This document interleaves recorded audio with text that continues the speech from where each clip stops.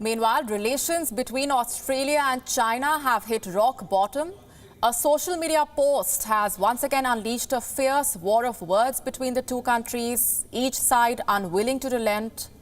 Meanwhile, China, which is Australia's biggest wine export market, has introduced hefty tariffs on Australian winemakers. The decision has triggered global support for the Australian wine industry. Parliamentarians and government bodies in at least 19 different countries are encouraging people to drink Australian wine. All that and more in our next report. A face-off over COVID-19 investigation. We did in no way ask for confrontation. It was an investigation that we asked for. A diplomatic spat over a crackdown on Australians. I and the government are very sad and concerned that an Australian citizen, Mr. Cam Gillespie, has been sentenced to death in China. A bitter war of words over a Twitter post. The Chinese government should be totally ashamed of this post. It diminishes them in the world's eyes. And a renewed dispute over Chinese sanctions on Australian wine. China's decision today to impose tariff on the wine industry is deeply disappointing and disproportionate.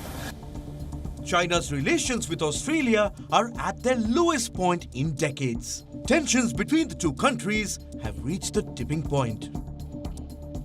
For months, Beijing and Canberra have been engaged in a conflict on multiple fronts. One of them is over China's decision to impose stringent measures on Australian wine. The Chinese Commerce Ministry has introduced anti-dumping tariffs of up to 200% on wine imported from Australia. The impact of these tariffs could be severe. China is the top wine export destination for Australia. It accounted for 39% of Australia's wine exports as of September 2020.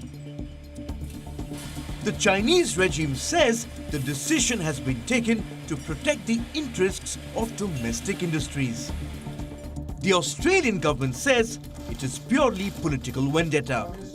It is of great concern that China has taken this action, and it is an action that comes on top of an accumulation of other actions during the course of this year in particular. Australia defends to the hilt our winemakers, their integrity, and the commercial, market-based proposition and environment in which they operate. Australian winemakers are bracing for tremendous losses. Australia's allies, meanwhile, are voicing support, vowing to down a glass to lessen the impact of Chinese sanctions. Taiwan has pledged to buy Australian wine. The Taiwan Ministry of Foreign Affairs says it is serving freedom wine in solidarity with Australia.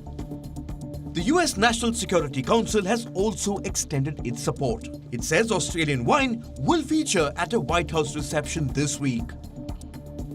In fact, support is pouring in from across the world. More than 200 MPs from 19 different countries are encouraging people to drink Australian wine. Stand against authoritarian bullying is their message.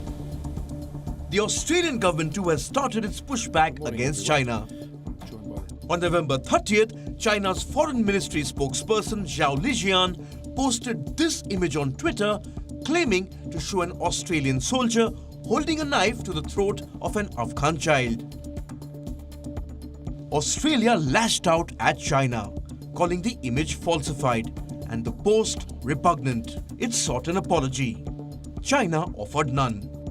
Australia wanted Twitter to remove the image. That didn't happen. So on Tuesday night, the Australian Prime Minister took to the Chinese social media platform WeChat to criticize Beijing's actions. The platform was quick to censor Scott Morrison's message, but it had already been read by 50,000 WeChat users. A rattled Chinese Foreign Ministry responded with more bluster. Australia showed that their goal is to protect their value I want to raise a question. What is the value that Australia wants to protect? Do the released and proven crimes committed by Australian soldiers in Afghanistan fit their value? Australian soldiers killed innocent citizens and children, and yet does not allow others to comment and criticize on it.